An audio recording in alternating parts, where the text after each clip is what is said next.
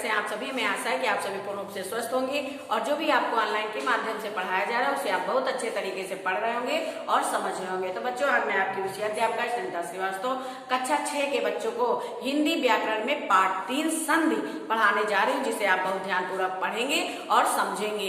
तो किताब तो आपके पास है नहीं, आपके यहाँ किताब नहीं चल रही है, आपको वीडियो देखना बहुत जरूरी है। आप वीडियो देखिए, वीडियो में समझिए और जब वीडियो पीडीएफ के माध्यम से कॉपी में दिया जाएगा तो उसे आप लिखेंगे। लेकिन लिखते समय तो आप सिर्फ लिख लेंगे नकल करके, समझेंगे नहीं।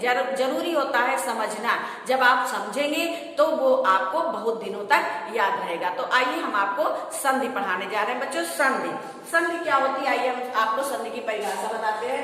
दो वर्णों या दो शब्दों के परस्पर मेल से हुए परिवर्तन को संधि कहते हैं। चाहे दो वर्ण आपस में मिले और चाहे दो शब्द आपस में मिले, ऐसे इन शब्दों के मिलने से जो परिवर्तन होता है उसे संधि कहते हैं। अब वर्ण का मतलब हम आपको बताते हैं, जैसे का और ये है ला।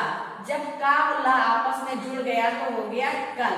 क्या हो गया? कल। ये तो वर्ण जुड़े आपस में। क्या जुड़े? वर्ण। अब हम शब्द जोड़ते हैं, जैसे है विद्या, विद्या धन अर्थी। विद्या धन अर्थी, ये दोनों शब्द हो गए। इधर भी शब्द, इधर शब्द है। और जब हमने दोनों को आपस में मिला दिया तो क्या हो गया?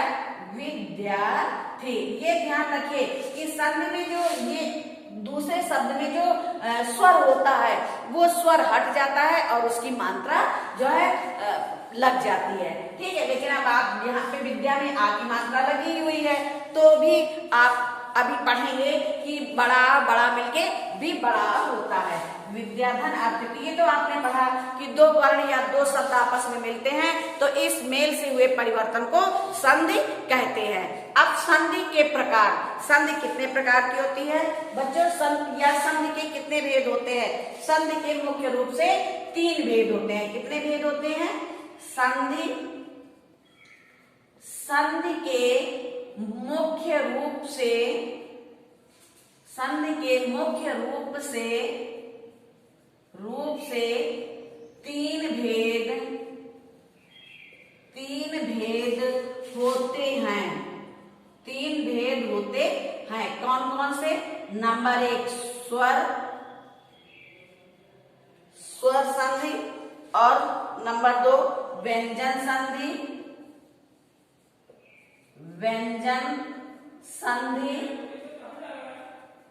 और नंबर 3 विसर्ग संधि। नंबर 3 विसर्ग संधि। ये तो आपने पढ़े संधि के प्रकार। यानी कि संधि मुख्य रूप से कितने प्रकार की होती है? 3 प्रकार की होती है। स्वर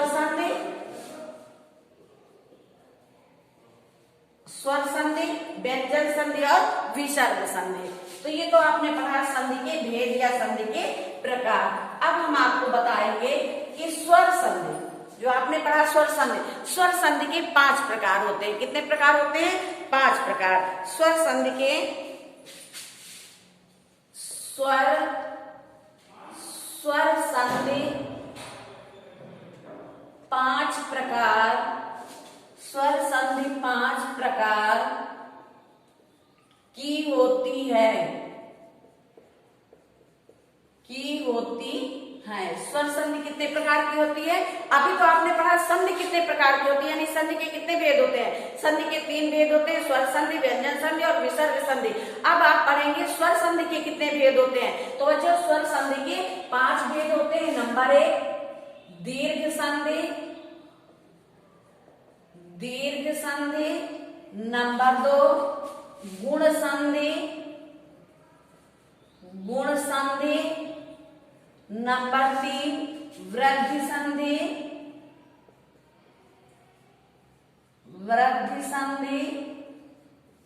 नंबर 4 यण संधि और नंबर 5 अयादि संधि। ठीक है। अब आपने पढ़ा कि संधि 3 प्रकार की होती है, स्वर संधि, व्यंजन संधि और विसर्ग संधि। अब स्वर संधि कितने प्रकार की होती है? स्वर संधि 5 प्रकार की होती है, दीर्घ संधि, गुण संधि, वृद्धि संधि, यण संधि और अयान संधि। आइए हम आपको दीर्घ संधि के बारे में बताते हैं। दीर्घ संधि, दीर्घ संधि। अब हम आपको बताएंगे दीर्घ संधि के बारे में।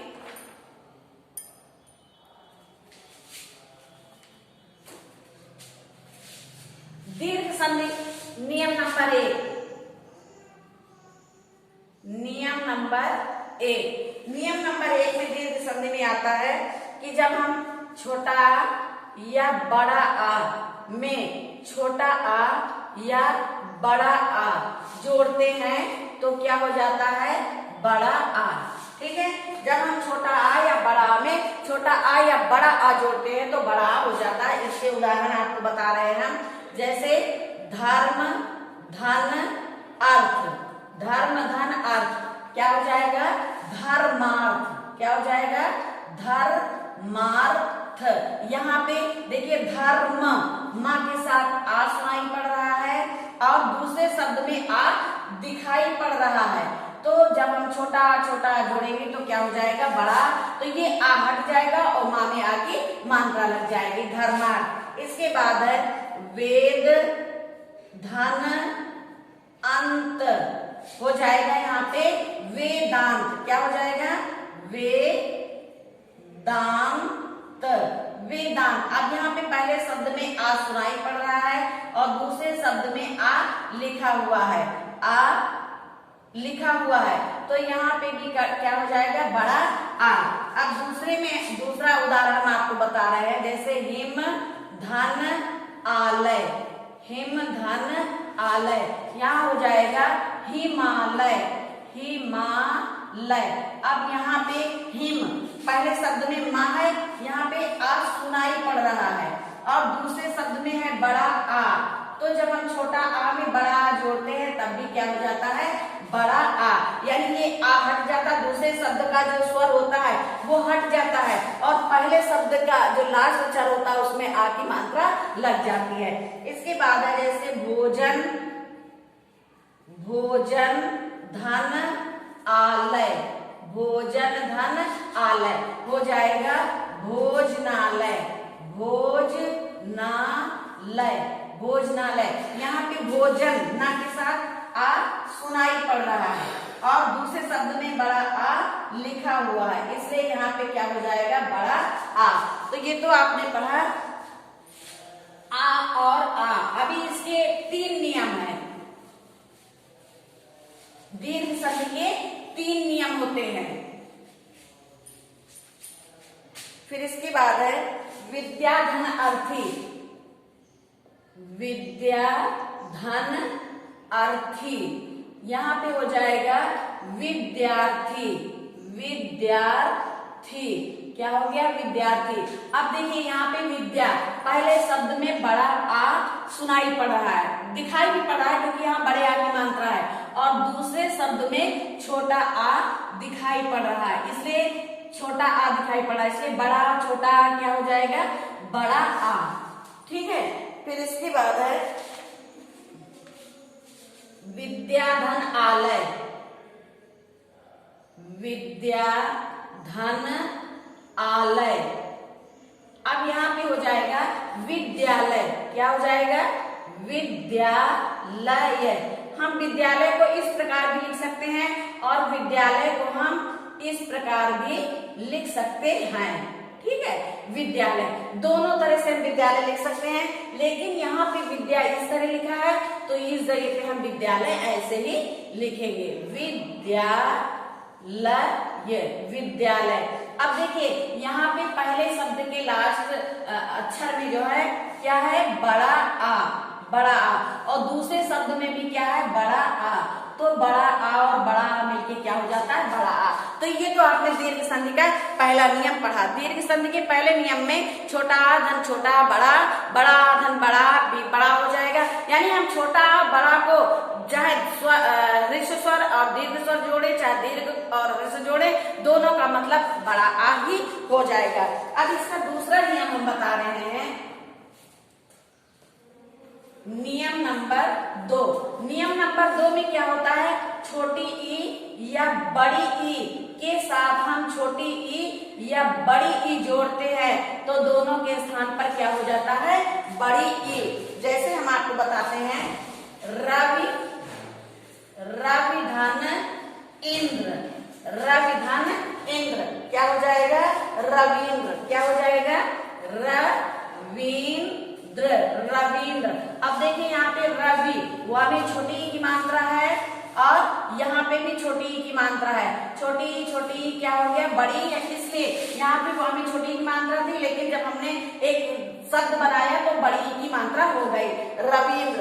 इसी प्रकार है हरि धन ईश, हरि धन ईश, यहाँ हो जाएगा हरीश, हरीश। अब यहाँ पे देखिए रा में छोटी की मात्रा है, इसलिए यहाँ पे छोटी और यहाँ पे बड़ी की मात्रा है, इसलिए यहाँ पे बड़ी, छोटी और बड़ी मिलके क्या हो जाएगा, बड़ी की। यहाँ पे रा में छोटी की मात्रा, यहाँ रा में बड़ी की मात्रा लग गई। यहाँ पे हम आपको एक एक उदाहरण बता रहे हैं, लेकिन हम पीडीएफ के माध्यम से जब भेजेंगे तो वहाँ पे 2-2 या 3-3 उदाहरण आपको कॉपी में लिखने पड़ेंगे, ठीक है। फिर जैसे है सती, सती धन ईश, सती धन ईश, तो यहाँ हो जाएगा सतीश, सतीश। यहाँ पे बड़ी है, बड़ी ई, बड़ी के साथ बड़ी ई जुड़ी तो क्या हो गया, बड़ी ई। इसके बाद है नारी, नारी धन इंदु, हो जाएगा नारिंदु। क्या हो जाएगा, नारिंदु, नारिंदु।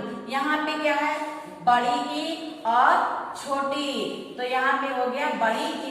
ये तो नियम नंबर 2 है, यानी कि नियम नंबर 1 में आ के साथ आ जुड़ता है और या छोटा बड़ा जो भी हो ये जुड़ता है, और इसी प्रकार नियम नंबर 2 में ई के साथ ई बड़ी या छोटी ई जुड़ती है तो दोनों का मतलब बड़ी ई हो जाता है। इसके बाद हम आपको बताएंगे नियम नंबर 3। नियम नंबर 3 के उदाहरण हम आपको बताएंगे। नियम नंबर 3 में जब हम छोटा ऊ या बड़ा ऊ के साथ छोटा ऊ या बड़ा ऊ जोड़ेंगे तो दोनों के स्थान पे क्या हो जाएगा, बड़ा ऊ। जैसे भानु, भानु धन उदय, यहाँ पे हो जाएगा भानुदय। क्या हो जाएगा, भानुदय, भानुदय। यहाँ पे नियम ना में छोटे ऊ की मात्रा है तो यहाँ पे छोटा ऊ और यहाँ भी छोटा ऊ, दूसरे शब्द में छोटा ऊ दिखाई पड़ रहा है, छोटा ऊ क्या हो जाएगा, बड़ा ऊ।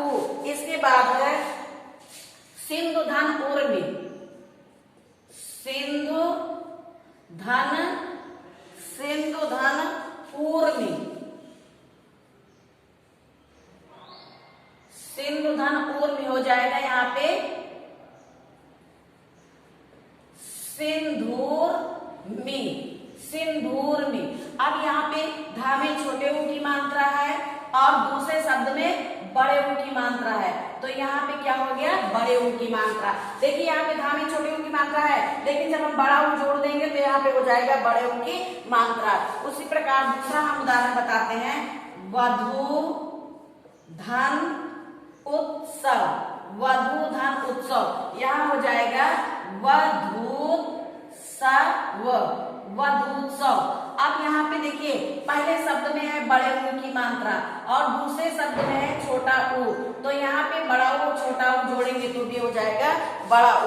इसके बाद है वधू, वधू धन ऊर्जा, वधू धन ऊर्जा। यहाँ हो जाएगा वधूर्जा, वधूर्जा। यहाँ पे देखिए धा में बड़े ऊ की मात्रा है, धा में कौन सी मात्रा है, बड़े ऊ की मात्रा, और दूसरे शब्द में भी बड़ा ऊ दिखाई पड़ रहा है तो बड़ा ऊ भी क्या हो जाएगा, बड़ा ऊ। ये तो दीर्घ संधि के तीनों नियम आपने पढ़ा कि छोटा आ के साथ हम छोटा आ या बड़ा जोड़ेंगे तो बड़ा हो जाएगा, छोटी ई के साथ छोटी ई बड़ी जोड़ेंगे तो बड़ी हो जाएगा, और छोटा ऊ के साथ हम छोटा ऊ या बड़ा ऊ या बड़ा ऊ या बड़ा ऊ जोड़ेंगे तो बड़ा ऊ हो जाएगा। तो इस प्रकार आज आपने पढ़ा बच्चों संधि। संधि के भेद, और संधि के भेद 3 होते हैं, स्वर संधि, व्यंजन संधि और विसर्ग संधि। उसके बाद स्वर संधि के 5 भेद होते हैं, दीर्घ संधि और गुण संधि, वृद्धि संधि, यण संधि और आयात संधि। तो आज हमने आपको दीर्घ संधि के तीनों नियम बताए। हमें आशा है कि आपको ये तीनों नियम बहुत अच्छे तरीके से समझ में आ गए होंगे। जिनके पास किताब तो चल ही नहीं रही है, जिनके पास कॉपी नहीं है वो कॉपी मंगा लें और वीडियो देखें, और वीडियो के बाद जो है कॉपी में जो PDF भेजी जाएगी उसे आप लिखेंगे और याद करेंगे। तो बच्चों ये जो है संधि का पहला भाग यहीं पे समाप्त होता है। धन्यवाद।